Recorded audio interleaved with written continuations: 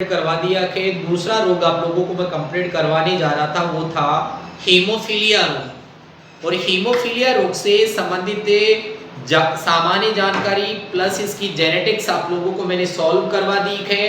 इसके बाद में मैं आप लोगों को हीमोफीलिया रोग से संबंधित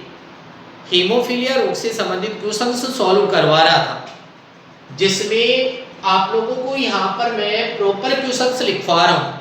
हालांकि ऐसे क्वेश्चन आपके नीट एग्जाम के, जेटीसीआर एग्जाम के, कॉम्पिटिटिव एग्जाम के, आपके बोर्ड एग्जाम के, उन सब में पूछे जाते हैं और वेरी वेरी इंपॉर्टेंट है। फिर भी किसी स्टूडेंट को कोई डाउट हो तो वो यहाँ पर इस क्वेश्चन से संबंधित डाउट को क्लियर कर सकता है। हालांकि ऐसे क्वेश्चंस आपके जो माध्यमिक शिक्षा बोर्ड की किताबें है उनमें ऐसे क्वेश्चन आपके सॉल्व करके ऐसे के ऐसे नहीं बता रखे हैं। वो यहाँ पर जो मटेरियल बता रहा हूँ मैं अप्लाइड मटेरियल बता रहा हूँ। तो देखो, ब्लड रिलेटिव डिजीज से संबंधित जो क्वेश्चन से सॉल्व करवा रहा हूँ उन क्वेश्चन में मैं नेक्स्ट क्वेश्चन सॉल्व करवा रहा हूँ। वो इस प्रकार से एक क्वेश्चन कि यदि हीमोफिलिक पुरुष की शादी हीमोफीलिया रोग की वाहक महिला से कर दी जाती है तो कितने प्रतिशत लड़के हीमोफिलिक होंगे? ये क्वेश्चन है। इसके ऑप्शन है, फर्स्ट ऑप्शन है 25%, सेकंड ऑप्शन है 50%, थर्ड ऑप्शन है 0% एंड फोर्थ ऑप्शन है कोई नहीं। ऐसे इसकी चार ऑप्शन है, ठीक है। फिर भी किसी स्टूडेंट को जहां पर समझ में नहीं आए तो क्वेश्चंस को सॉल्व करते समय आप लोग इस पर कॉन्सेंट्रेट रखें, आपकी डाउट क्लियर हो जाएगी। देखिए, ऐसे क्वेश्चंस को सॉल्व करने से पहले आप लोगों को केवल एक बात ध्यान रखनी है। सबसे पहले आप लोग क्वेश्चंस में देखोगे जनक, पेरेंट्स को देखना है और पेरेंट्स में केवल आप माता और पिता पर फोकस करना है और आपको इस क्वेश्चन में और कुछ भी नहीं देखना है। इस क्वेश्चन में केवल माता एंड पिता को देखना है। तो क्वेश्चन में बताया वाक्य जो पिता है वो कैसा है? हीमोफिलिक। फिर क्वेश्चन में जो बताया वाक्य माता बताया वाक्य वाहक महिला, माता को बताया वाक्य वाहक महिला। तो सबसे पहले आप लोग यहाँ पर क्वेश्चंस को सॉल्व करते समय सबसे पहले पिता एंड माता की कंडीशन को लिखोगे।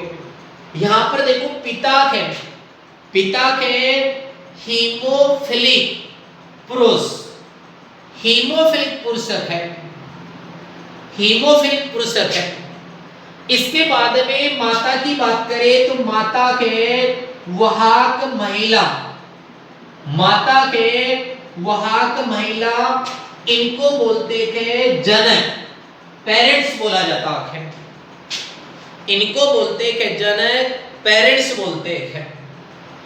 जो यहां पर मैं क्वेश्चन में सॉल्व करवा रहा हूं वो आपकी जनरल लाइफ में भी ऐसा ही घटित होगा। अर्थात यदि मेडिकल डिपार्टमेंट की बात करें, जो मैं यहाँ पर इक्वेशन इसको सॉल्व करवा रहा हूं वैसे के वैसे यदि ये कपल है तो वो के वही आंकड़े प्राप्त होंगे। ये सर्वसत्य है, ठीक है। तो देखिए, हीमोफिलिक पुरुष है, माता के वाहक महिला है। अब आप लोगों को मैंने 5 कारक बताए तो उस समय बताया था जो हीमोफिलिक पुरुष है, पुरुष कैंडिडेट है तो इसका सेक्स क्रोमोसोम होगा XY। लेकिन पुरुष कैंडिडेट है वो कैसा पुरुष कैंडिडेट है? हीमोफिलिक है, मतलब उसका एक X क्रोमोसोम पर हीमोफीलिया का दोषयुक्त जीन प्रेजेंट होता है, जिसको रिप्रेजेंट किया जाता है XHY, ऐसे रिप्रेजेंट किया जाता है। इसके बाद में जो महिला है, इस महिला के तो महिला का जो सेक्स क्रोमोसोम है वो है XX, लेकिन महिला कैंडिडेट कैसी है? वाहक है। और वाहक महिला है तो इसका मतलब इसका एक X जो सेक्स क्रोमोसोम है उस पर हीमोफीलिया का दोषयुक्त जीन प्रेजेंटक है और दोषयुक्त जीन होगा XHX। इस प्रकार से ये इसका सेक्स क्रोमोसोम है, ये इसका सेक्स क्रोमोसोम है। इनको बोलते हैं, मेंडल नामक वैज्ञानिक ने इनको नाम दिया के कारण हेक्टर, हेक्टर नाम दिया है। और अब आप लोग जब 11th क्लास में थे उस समय आपने पढ़ा था डिवीजन, और डिवीजन दो प्रकार का, डायरेक्ट डिवीजन, इनडायरेक्ट डिवीजन, ऐसे दो प्रकार के डिवीजन पढ़े थे। इनडायरेक्ट डिवीजन आप लोगों ने पढ़े दो प्रकार के, मियोसिस एंड माइटोसिस। और मियोसिस विभाजन है आपके जीवन में केवल एक बार घटित होता है, और वो कब घटित होता है, जब युग्मक बनते हैं। और यहाँ पर युग्मक बनेंगे उस समय विभाजन होगा मियोसिस। मियोसिस का मतलब ये है, मियोसिस विभाजन का मतलब ये है, मियोसिस को हिंदी में बोलेंगे अर्धसूत्री विभाजन। मतलब इसकी डेफिनेशन ये है, पुत्री कोशिका में गुणसूत्रों की संख्या मातृ कोशिका की तुलना में आधी रह जाती है, तो ऐसे विभाजन को बोलते हैं मियोसिस। ऐसे विभाजन को मियोसिस बोला जाता है। अब इस हीमोफिलिक पुरुष के सेक्स क्रोमोसोम में मियोसिस विभाजन हुआ, मियोसिस विभाजन हुआ तो गैमेट्स बनेंगे दो प्रकार के, दो प्रकार के। प्रकार अलग होता है, संख्या अलग होती है। आपको इंपॉर्टेंट चीज बता देता हूं, प्रकार अलग चीज है, संख्या अलग चीज है। यहां गैमेट्स बनेंगे दो प्रकार के, ओवम दो प्रकार के बनेंगे, जिसमें एक ओवम होगा जिसमें सेक्स क्रोमोसोम होगा XX, सॉरी ओवम नहीं बनेगा, उसमें स्पर्म बनेंगे। ओवम बनते हैं महिला में, एक स्पर्म में होगा XX, दूसरे स्पर्म में होगा जो सेक्स क्रोमोसोम होगा वो होगा Y। इस प्रकार से दो ये स्पर्म यानी कि दो गैमेट्स बन जाते हैं। इसके बाद में जो माता के सेक्स क्रोमोसोम के लिए मियोसिस विभाजन होता है, तो यहाँ पर भी दो प्रकार के गैमेट्स बनेंगे, दो प्रकार के ओवम बनेंगे। एक ओवम में होगा सेक्स क्रोमोसोम XX, दूसरे ओवम में सेक्स क्रोमोसोम होगा X। ये स्पर्म है दोनों, ये दोनों के ओवम, और इनको नाम देते हैं युग्मक, गैमेट्स नाम देते हैं, युग्मक नाम देते हैं। अब आप इसको इजी करने के लिए, इस मटेरियल को थोड़ा इजी हो जाए, आपका जो आंसर है वो सटीक आंसर आए, इसके लिए आप लोग क्या करें, इनको नंबरिंग दे सकते हैं।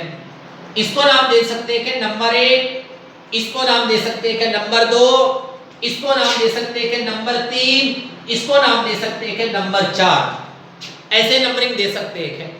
ये नंबरिंग आप लोग इधर से भी स्टार्ट कर सकते हैं, नंबर 1, नंबर 2, नंबर 3, नंबर 4, ऐसे भी स्टार्ट कर सकते हैं। ठीक है। अब याद रखने की जो ट्रिक है वो ट्रिक ये है, आप लोगों को मैंने बताया कि 13, 14, 23 एंड 24 ये ट्रिक है। याद रखने की ट्रिक ये है, यहाँ पर 13 ट्रिक का मतलब ये होता है कि जो पहला गैमेट है इसको मल्टीप्लाई से करो 3 से। 14 ट्रिक का मतलब ये है पहला गैमेट है इसको किससे मल्टीप्लाई करो 4 से। 23 ट्रिक का मतलब है दूसरा गैमेट है उसको मल्टीप्लाई करो किससे 3 से। 24 ट्रिक का मतलब ये है दूसरे गैमेट को मल्टीप्लाई किससे करो 4 से। इस प्रकार से आपको ये कार्य करना है। ये कार्य करोगे तो पीढ़ी बनेगी, और देखो पीढ़ी कौन सी बनेगी, पीढ़ी देखना भाई, पीढ़ी है वो कौन सी बनेगी वो पीढ़ी देखना। पहले लेता हूं मैं 13 ट्रिक। 13 का मतलब है पहले गैमेट को मल्टीप्लाई करो 3 से।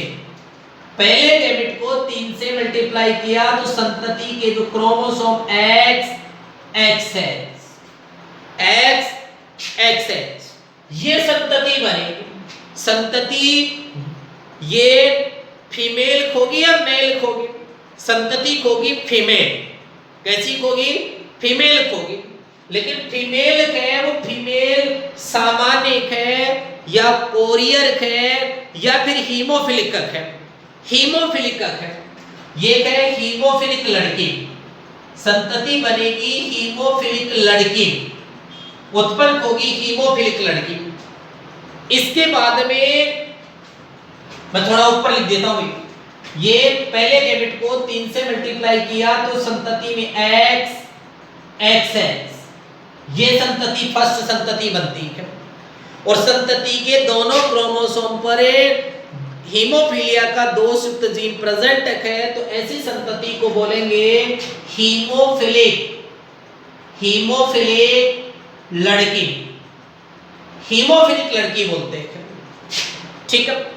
इसके बाद में जो गैमेट्स के उसमें 14 ट्रिक, 14 का मतलब है पहले गैमेट को मल्टीप्लाई करो किससे? 4 से। पहले गैमेट को मल्टीप्लाई करना है किससे? 4 से मल्टीप्लाई करना है। अब पहले गैमेट को 4 से मल्टीप्लाई करोगे तो संतति बनेगी x x XX, मतलब फीमेल या मेल? फीमेल। लेकिन फीमेल कैसी? सामान्य या फिर एक कोरियर या फिर हीमोफिलिक।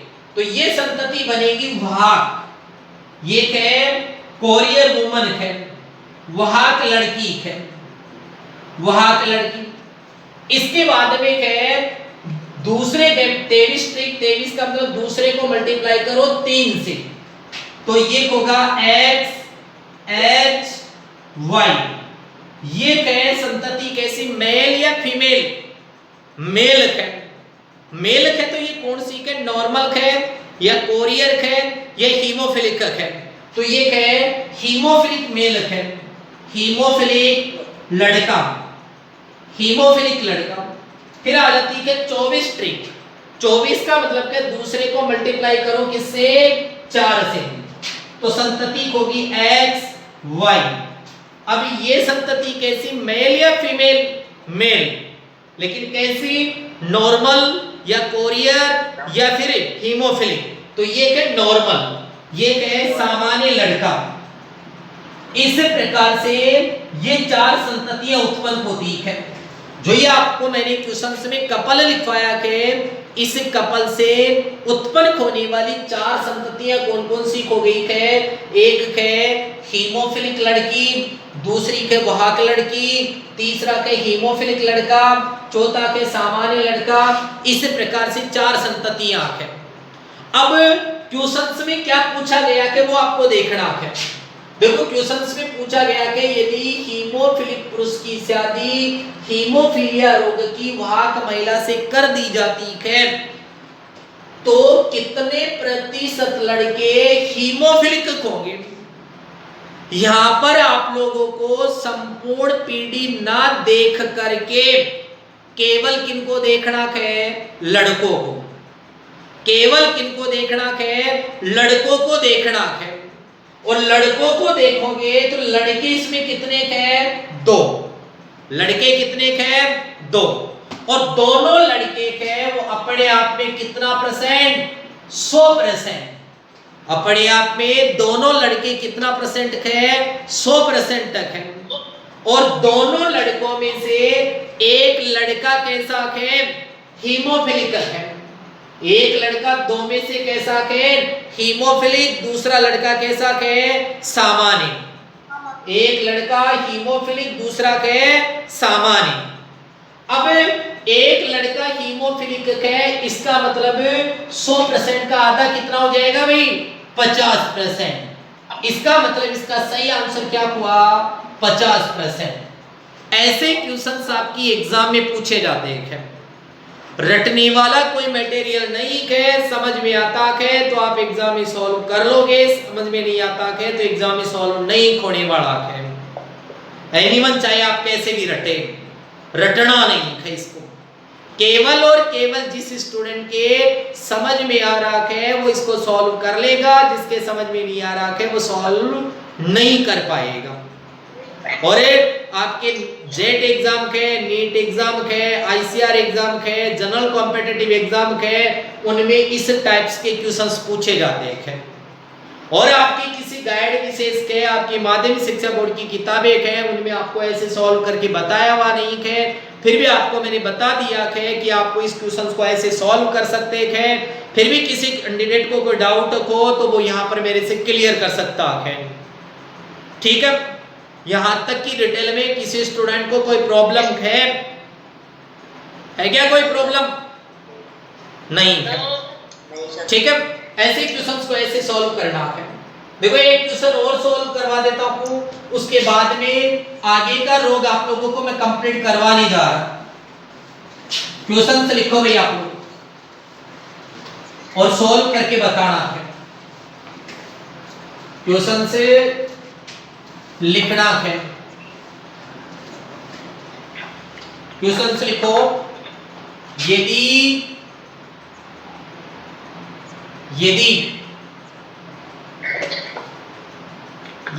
हीमोफिलिक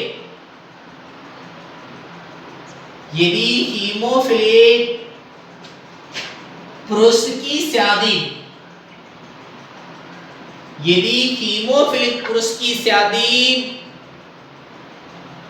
हीमोफीलिया, या यदि हीमोफिलिक पुरुष की शादी हीमोफीलिया रोग से ग्रसित महिला से, हीमोफीलिया रोग से ग्रसित महिला से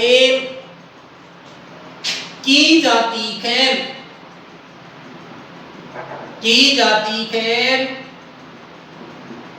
तो कितनी प्रतिशत पीढ़ी नष्ट हो जाएगी? तो कितनी प्रतिशत पीढ़ी नष्ट हो जाएगी? तो कितनी प्रतिशत पीढ़ी नष्ट हो जाएगी?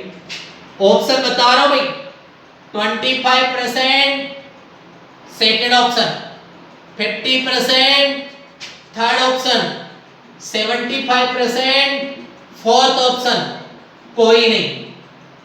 ये क्वेश्चंस है, इसको सॉल्व करके बताना है। ये समझ में आता है तो मैं इसको यदि आप लोग सॉल्व कर देते हैं तो मैं समझ जाऊंगा कि आप लोगों को ये क्वेश्चंस है वो समझ में आ गया है। सॉल्व करो भाई आप लोग। देखिए आप लोगों को जो मैं यहाँ पर डिटेल कंप्लीट करवा रहा हूँ, उस डिटेल में जो क्वेश्चंस के डिटेल बता रहा हूँ, उस डिटेल में आप लोगों को मैंने बताया कि इतनी डिटेल आपको कोई जनरल टीचर नहीं बताएगा। ठीक है, अब इस क्वेश्चंस को कैसे सॉल्व करना है, पहले वाले क्वेश्चंस में जो डिटेल आपको मैंने बताई है वही डिटेल आपको रिवाइज करनी है। उसके अलावा आपको कुछ भी नहीं करना है, केवल एक ही मेथड है, एक ही विधि है, उसके अकॉर्डिंग सारे क्वेश्चन सॉल्व होंगे। और उस मेथड में आप लोगों को सबसे पहले क्वेश्चंस में क्या करना है, सबसे पहले क्वेश्चंस में आप लोगों को पेरेंट्स दिए हुए हैं, उन पेरेंट्स पर कंसंट्रेट करना है। यहाँ पर पेरेंट्स में देखो एक दिया हुआ के पिता के बारे में दिया हुआ है, दूसरा दिया हुआ है माता के बारे में। पिता की बात करें तो पिता के हीमोफिलिक पुरुष है, पिता कैसा है? हीमोफिलिक पुरुष, पिता के हीमोफिलिक पुरुष है। माता की बात करें तो माता के बारे में दिया गया कि हीमोफीलिया रोग से ग्रसित महिला, मतलब हीमोफीलिया रोग से ग्रसित है, इसका मतलब समझ जाना है महिला होगी हीमोफिलिक। कैसी होगी? हीमोफिलिक होगी। यदि यहाँ पर वाहक दिया हुआ होता तो वाहक लिखते आप, लेकिन यहाँ पर क्वेश्चन में दिया हुआ है हीमोफीलिया रोग से ग्रसित। हीमोफीलिया रोग से ग्रसित का मतलब है वो महिला हीमोफिलिक होगी, महिला भी है हीमोफिलिक महिला। इनको नाम दिया जाता है पेरेंट्स, जनक नाम देते हैं, पेरेंट्स बोलते हैं। क्रोमोसोम पर हीमोफीलिया रोग का दोषयुक्त जीन पाया जाता है, मतलब इसका जो सेक्स क्रोमोसोम हो जाएगा वो होगा XHY, XHY हो जाएगा। इसी प्रकार महिला बीवी के हीमोफिलिक महिला का वैसे सेक्स क्रोमोसोम देखा जाए तो महिला का सेक्स क्रोमोसोम होता है XX, लेकिन यहाँ पर महिला के हीमोफिल मतलब इसके दोनों X क्रोमोसोम के वो हीमोफिलिया की दोष युक्त जीन से ग्रसित होंगे। मतलब है यहाँ पर क्रोमोसोम होंगे XX XX, ये क्रोमोसोम हो जाएगा। इनको नाम देंगे अपने, इनको नाम दिया कि ग्रेगर जॉन मेंडल ने कारक फैक्टर नाम दिया है, कारक नाम दिया है। अब आप लोग ऑलरेडी 11th क्लास में पढ़ चुके हैं कि जब गैमेट्स बनेंगे तो गैमेट्स बनते समय मियोसिस विभाजन होता है, और यहाँ पर जब गैमेट्स बनेंगे तो मियोसिस होगा, और मियोसिस होगा तो गैमेट्स बनेंगे दो प्रकार के। दो प्रकार में एक बनेगा, एक स्पर्म में होगा XX, एक स्पर्म में XX, दूसरी स्पर्म में जो क्रोमोसोम होगा वो Y। ये गैमेट्स बनेंगे पुरुष कैंडिडेट में। महिला कैंडिडेट में युग्मक केवल एक ही प्रकार का बनेगा, मतलब दोनों ओवम में जो क्रोमोसोम होगा, सेक्स क्रोमोसोम होगा, वो XX ही होगा। मतलब पहले ओवम में क्रोमोसोम XX, दूसरे में XX, इनको नाम देते हैं युग्मक, गैमेट नाम देते हैं, युग्मक नाम देते हैं। अब इनको नंबरिंग दी जाती है, इसको नाम दिया जाता है नंबर 1, इसको नंबर 2, इसको नंबर 3 और इसको नंबर 4, ऐसे नंबरिंग दी जाती है। नंबरिंग देने के बाद में आपको मोस्टली जो कार्य करना है वो कौन सा कार्य है याद रखने की जो ट्रिक होगी, उस ट्रिक में है आपको याद रखना के 13, 14, 23 एंड 24, ये ट्रिक आपको याद रखनी है। ठीक है, यदि आपको ये ट्रिक याद है तो इससे उत्पन्न होने वाली संतति की डिटेल आप लोग ज्ञात कर सकते हैं। तो देखिए 13 ट्रिक है, इस 13 ट्रिक का मतलब ये है पहले गैमेट को मल्टीप्लाई करो 3 से। 14 ट्रिक का मतलब ये होता है पहले गैमेट को मल्टीप्लाई करो 4 से। 23 ट्रिक का मतलब है दूसरे गैमेट को मल्टीप्लाई करो किससे, तीसरे से। 24 ट्रिक का मतलब होता है दूसरे गैमेट को मल्टीप्लाई करो किससे, 4 से। ये डिटेल है। तो देखो पीडी क्या बढ़ेगी, पीडी देखना भाई, पीडी जो बढ़ेगी वो क्या बढ़ेगी, पीडी देखना। पीडी में पहले आपको लेना है 13 ट्रिक। 13 ट्रिक का मतलब है पहले गैमेट को मल्टीप्लाई करो 3 से। पहले गैमेट को 3 से मल्टीप्लाई करोगे तो XX XX, ये संतति बनेगी। और ये संतति मेल या फीमेल, फीमेल। अब फीमेल 3 प्रकार की, नॉर्मल, कोरियर, हीमोफिलिक। यहां पर ये कौन सी है, हीमोफिलिक है, हीमोफिलिक लड़की है, ये है हीमोफिलिक लड़की। एक संतति तो उत्पन्न होगी हीमोफिलिक लड़की। फिर 14 ट्रिक है, 14 का मतलब है पहले गैमेट को मल्टीप्लाई करो किससे, 4 से। पहले गैमेट को मल्टीप्लाई करो किससे, 4 से। अब पहले गैमेट को 4 से मल्टीप्लाई करोगे तो संतति होगी XX XX, मतलब ये संतति वही क्या है, संतति फीमेल या मेल, फीमेल। लेकिन कौन सी, लेकिन कौन सी, नॉर्मल या कोरियर या फिर हीमोफिलिक, हीमोफिलिक लड़की है। कौन सी है, हीमोफिलिक लड़की है, ये हीमोफिलिक लड़की, इसको बोलते हैं हीमोफिलिक लड़की। इसके बाद में 23 ट्रिक, 23 का मतलब है दूसरे गैमेट को मल्टीप्लाई करो किससे, 3 से। दूसरे गैमेट को मल्टीप्लाई करना है किससे, 3 से मल्टीप्लाई करना है। और दूसरे गैमेट को 3 से मल्टीप्लाई करोगे तो संतति होगी XHY XHY, मतलब संतति मेल या फीमेल, क्या बोला, मेल या फीमेल संतति है मेल। लेकिन मेल 3 प्रकार के, नॉर्मल, वही क्या थे, कोरियर एंड हीमोफिलिक। तो ये संतति होगी मेल, लेकिन कैसी है, हीमोफिलिक, हीमोफिलिक लड़का। इसके बाद में नेक्स्ट है 24 ट्रिक। 24 का मतलब है दूसरे को मल्टीप्लाई किससे करो, 4 से। दूसरे को मल्टीप्लाई किससे करो, 4 से मल्टीप्लाई करो। दूसरे को 4 से मल्टीप्लाई करोगे तो संतति होगी XHY, मतलब वही हीमोफिलिक लड़का, वही क्या कहें, हीमोफिलिक लड़का। अब आपको क्वेश्चन में दिया वाक्य, जो कपल दिया वाक्य है, उस कपल में पुरुष कैंडिडेट कहे हीमोफिलिक, महिला कैंडिडेट भी कहे हीमोफिलिक, एंड इस कपल से उत्पन्न होने वाली ये 4 संततियां हैं, जिनमें लड़की हीमोफिलिक, लड़का भी हीमोफिलिक है। अब क्वेश्चन में देखना के क्या ज्ञात करना के, क्वेश्चन में देखना के यदि हीमोफिलिक पुरुष की शादी हीमोफीलिया रोग से ग्रसित महिला से कर दी जाती है तो कितनी प्रतिशत पीढ़ी नष्ट हो जाएगी। तो देखो ये हीमोफिलिक लड़की है वो नष्ट होगी, मर जाएगी। ये हीमोफिलिक लड़की है वो मर जाएगी। मतलब टोटल 4 संततियां अपने आप में कितना परसेंट, 100%। ये 4 संततियां के वो अपने आप में 100% है। और 4 में से मर गई कितनी, 2। हीमोफिलिक लड़की, हीमोफिलिक लड़की, ये दोनों मर जाती है। ये दोनों मर गई, इसका मतलब नष्ट कितनी पीढ़ी हुई, 4 में से 2 मर गई, तो आंसर क्या हुआ, 50%। ये आंसर होगा भाई 50%। आया क्या समझ में? आ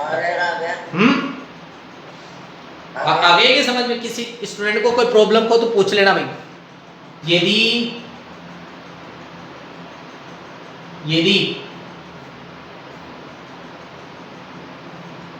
सामान्य पुरुष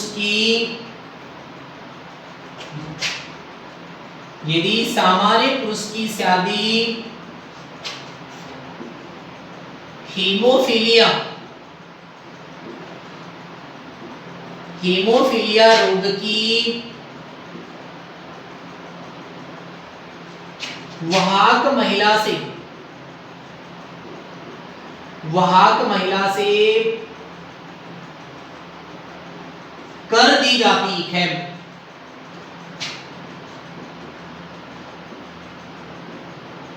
तो कितने प्रतिशत लड़के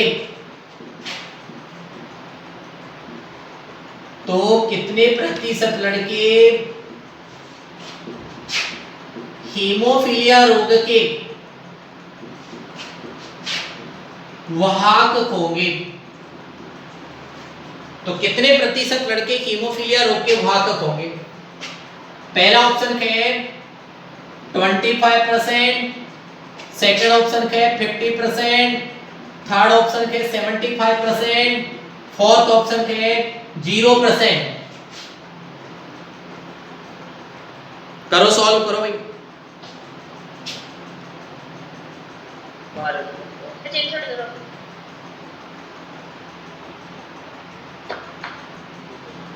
आपको सॉल्व करने की आवश्यकता ही नहीं है। ऐसे क्वेश्चन आ जाए तो उसमें बिना देखे आप लोगों को आंसर क्या कर देना है, 0%। 0% क्यों कर देना है? क्योंकि आप लोगों को मैंने पहले बता दिया है कि लड़के हीमोफीलिया रोग के वाहक नहीं होते हैं, इसलिए इनका आंसर क्या आएगा, 0% आएगा। आप ऐसे क्वेश्चन में कुछ भी सॉल्व नहीं करना है। लड़के वाहक पूछे, कैसा भी पूछे क्वेश्चन, यदि लड़के के बारे में वाहक पूछा जाता है तो समझ लेना कि इसका आंसर 0% होगा भाई। ठीक है, बाकी की डिटेल है वो नेक्स्ट क्लास में।